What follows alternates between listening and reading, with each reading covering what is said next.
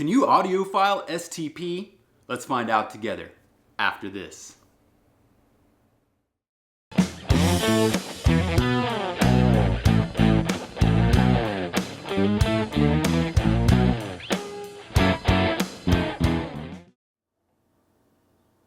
Hey everybody, this is Josh with Hi-Fidelity Records. Just wanted to come to you today with a little comparison, review, and a little love for Stone Temple Pilots' 1996 masterpiece, Tiny Music, songs from the Vatican gift shop. Today we're going to be taking a look at the newest, the Mobile Fidelity 45 RPM edition, 2LP, and the original 1996 pressing. Now, I think you might say, hey, wasn't there some other reissues of this? Yes. There was a music on vinyl, and there has been a recent domestic Chris Bellman cut. Those have been here, and they have gone because the original puts the hurt on them. I mean, it literally gives them the old elbow to the face, pretty much. It's not even a comparison. So I was really excited to see what Mobile Fidelity could do with this album because it's a stone cold classic. I mean, it has influences anywhere from bossa nova to the Beatles. I mean, proto-punk. Fantastic album, and I love that about it. It is totally a departure, I think, from their first two albums, and you know, I love that because some of my favorite albums, like the White Album, has everything from, you know, folk, once again, to rock and roll, to proto-punk, to avant-garde, and I think that makes for an interesting listen when not all the songs sound exactly the same, and that's what you're going to get with this one. Obviously featuring the hits Tripping on a Hole in a Paper Heart, Lady Picture Show, and Big Bang Baby. It was recorded in Jimmy Stewart's mansion. Yeah, Jimmy Stewart, James Stewart, you know, Mr. Smith Goes to Washington, It's a Wonderful Life, the legend. So I think that makes it really cool. I think it was the first time they really had the budget to do it up rock star style, and they certainly did. So they obviously did track this live, like the previous two albums, to tape.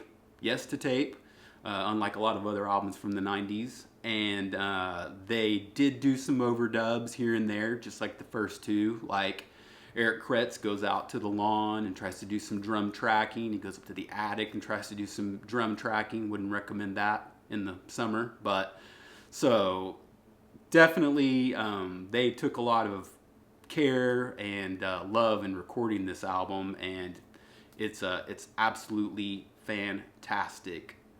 What I will say is that the original definitely has a more raw, in-your-face sound, definitely more immediate, in-your-face. I mean, it's like a fire-breathing dragon. It just like comes at you, and it just doesn't stop until the end. I mean, even on the slower tracks, the dynamics and the transients are just absolutely killer.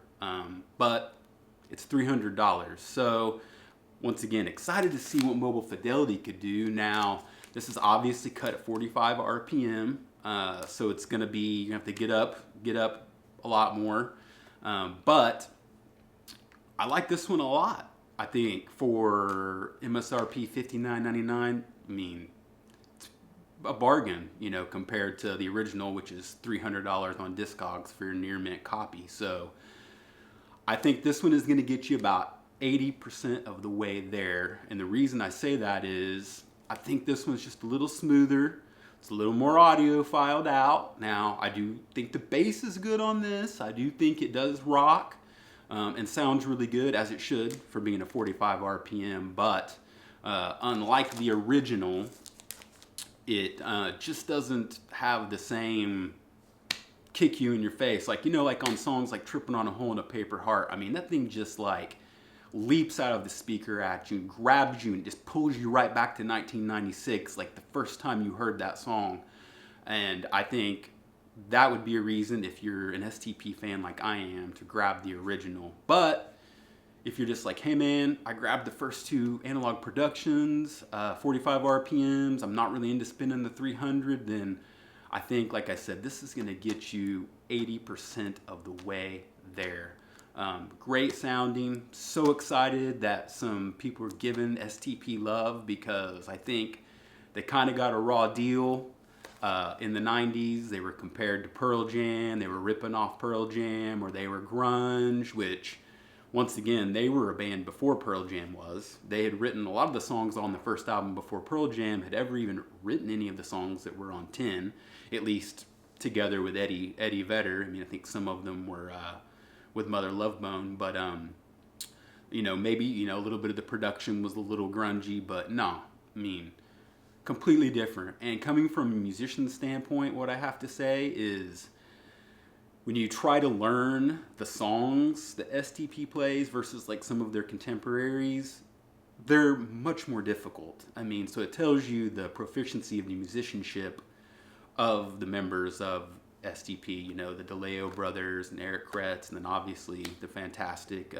late Scott Weiland. So I think that they're getting their love now, they're getting their flowers is awesome, and I'm here for it, man, because it's music that moves me and music that touches me. So whether you get the original, whether you get the mobile fidelity, man, just enjoy the music.